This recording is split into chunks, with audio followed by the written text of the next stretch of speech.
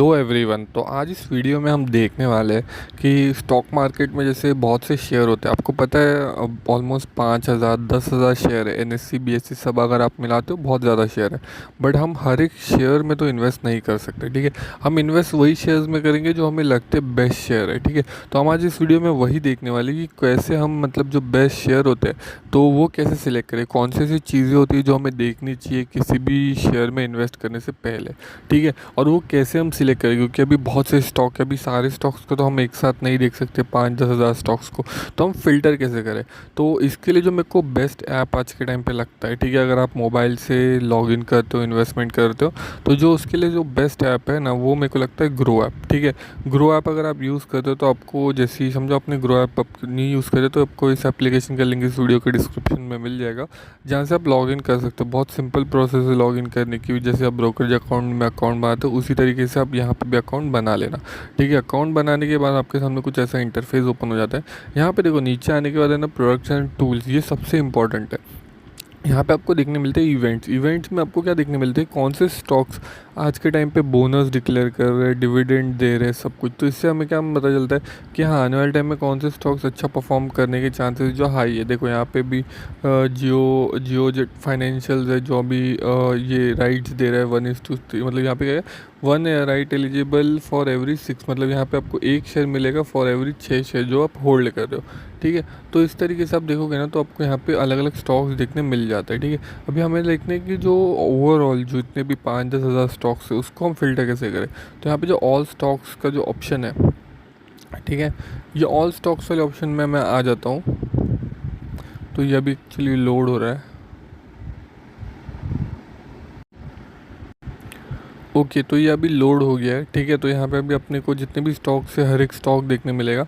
तो हमें क्या देखना है, समझो आपको पता है कि आने वाले टाइम में स्पेसिफिक कोई एक सेक्टर अच्छा परफॉर्म करना है और मेरे को इसी सेक्टर की कंपनीज में इन्वेस्ट करना है, ठीक है।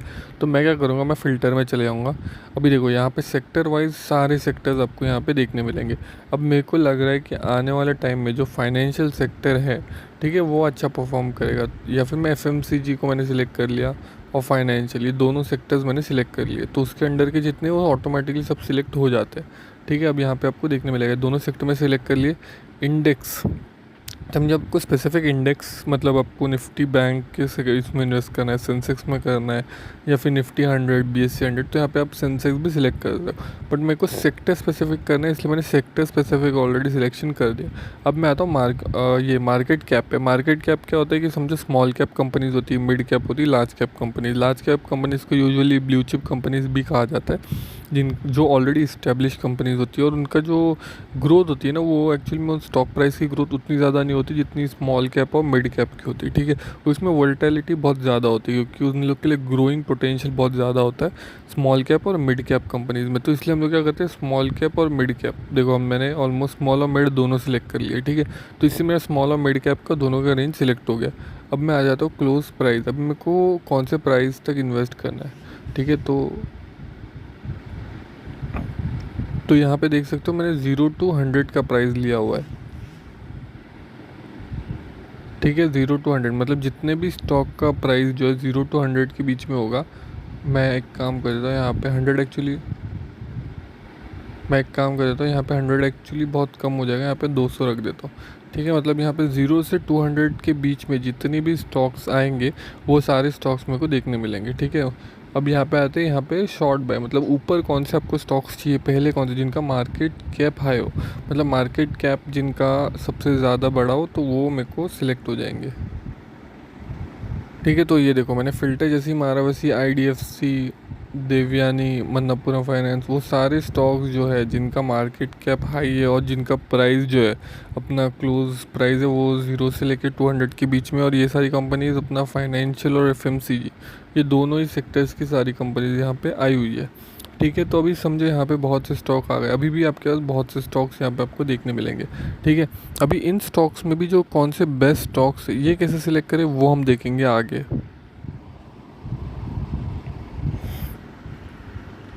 ओके, तो समझो अभी मैं सबसे पहले आता हूँ आईडीएफसी में, ठीक है। तो आईडीएफसी का पहले तो मैं देखूंगा कि ये 5 साल के इसका ग्रोथ पोटेंशियल कितना है। तो देखो यहाँ पे ये स्टॉक था पहले 17-18 रुपये पे, वहाँ से गया 122 के आसपास, ठीक है। मतलब ये ग्रो तो बहुत अच्छा किया है पिछले 5 साल में। अभी हम आ जाते हैं यहाँ से नीचे।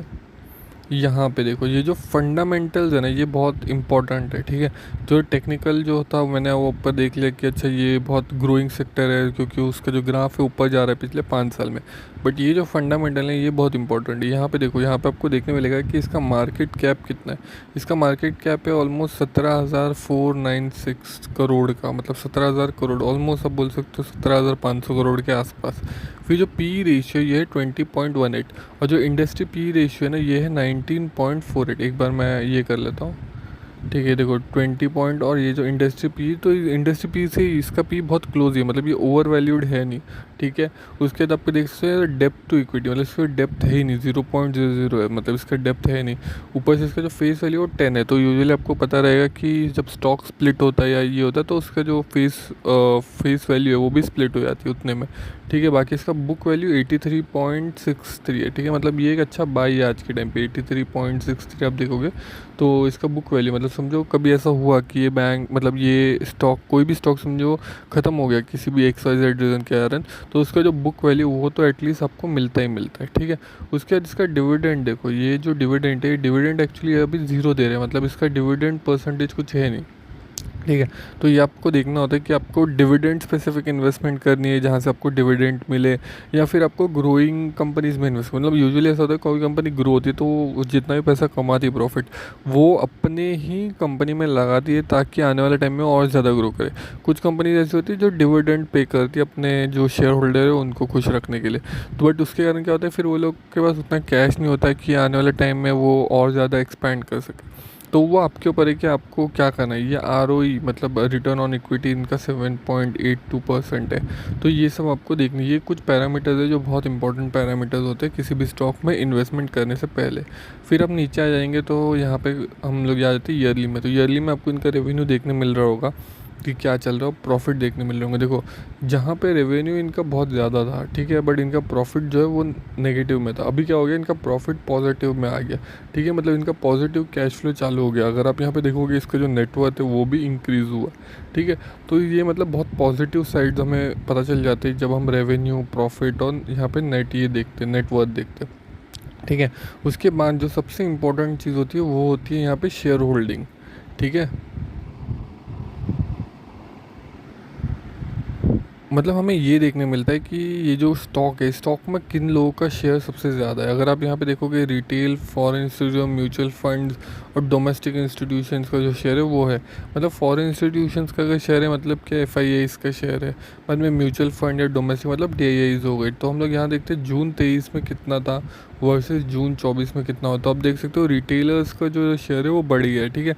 मैं सजेस्ट करता हूँ यूजुअली कि जो रिटेलर्स और बाकी लोगों का शेयर है ना 50-50 होना चाहिए। कहीं भी ऐसा नहीं होना चाहिए कि रिटेलर्स भर के बैठे हुए 100%, 90% अगर रिटेलर्स बैठे हैं ना किसी स्टॉक में तो वो स्टॉक अच्छा परफॉर्म करने के चांसेस बहुत कम होते हैं। क्यों? क्योंकि समझो कोई प्रमोटर है, ठीक है, जिसका पैसा लगा हुआ है कंपनी में, तो वो क्या ट्राई करेगा कि ये कंपनी ग्रो करे, ठीक है, क्योंकि उसका पैसा लगा हुआ है।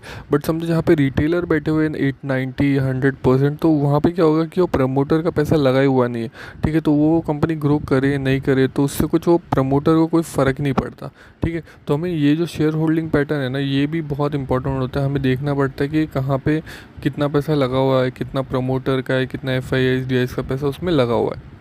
फिर आते हैं यहाँ पे टॉप म्यूचुअल फंड इन्वेस्ट, मतलब क्या कि यहाँ पे कौन से म्यूचुअल फंड्स ने इन स्टॉक में इन्वेस्टमेंट की हुई है, ठीक है। तो इससे हमें ये पता चल जाता है कि अच्छा मतलब ये ग्रोइंग स्टॉक है इसलिए म्यूचुअल फंड्स भी हाई है स्टॉक्स पे, इसीलिए बहुत से अच्छा खासे म्यूचुअल फंड्स ने भी स्टॉक में इन्वेस्टमेंट की हुई है। फिर समझो अगर आपको वो स्टॉक में इन्वेस्टमेंट नहीं करना है तो यहाँ पे आपको यहाँ पे सिमिलर स्टॉक्स भी देखने मिलते हैं। तो यहाँ पे देखो इन्होंने और नीचे सिमिलर स्टॉक्स भी बताया हुआ है कि कौन से और स्टॉक से इसी सेक्टर के जॉब ले सकते हो, ठीक है। फिर यहाँ पे आपको देखने मिलेगा कि यहाँ पे देखो यहाँ पे P रेशियो क्या है, PB रेशियो क्या है। तो यहाँ पे आप सिलेक्ट करोगे तो आपको हर एक स्टॉक का जो सिमिलर है इसके तो वो आपको देखने मिल जाता है, ठीक है। फिर इस स्टॉक्स के आपके न्यूज़ भी यहाँ पे देखने मिल जाती है, ठीक है। अभी तो ये स्टॉक की कोई न्यूज़ है नहीं तो यहाँ पे नहीं दी। बाकी इवेंट जो है कि डिविडेंड कितना दिया है, बोर्ड मीटिंग कितनी हुई है, यहाँ पे सब कुछ आपको यहाँ पे देखने मिल जाता है। तो इस तरीके से क्या कर सकते हो आप यहाँ पे ओवरव्यू या फिर ओवरव्यू आप इस स्टॉक का देख सकते हो और पता कर सकते हो कि इस स्टॉक में कितना डेप्थ है, कितना क्या है और आने वाले टाइम में कितना ग्रोइंग पोटेंशियल स्टॉक्स का। तो इस तरीके से आप किसी भी स्टॉक की पूरी फंडामेंटल और टेक्निकल एनालिसिस करके कोई भी एक स्टॉक अच्छे से चुन सकते हो, जो कि आने वाले टाइम में आपको अच्छा खासा रिटर्न दे। अगर आपको वीडियो अच्छा लगा तो वीडियो को लाइक और चैनल को सब्सक्राइब ज़रूर कर देना।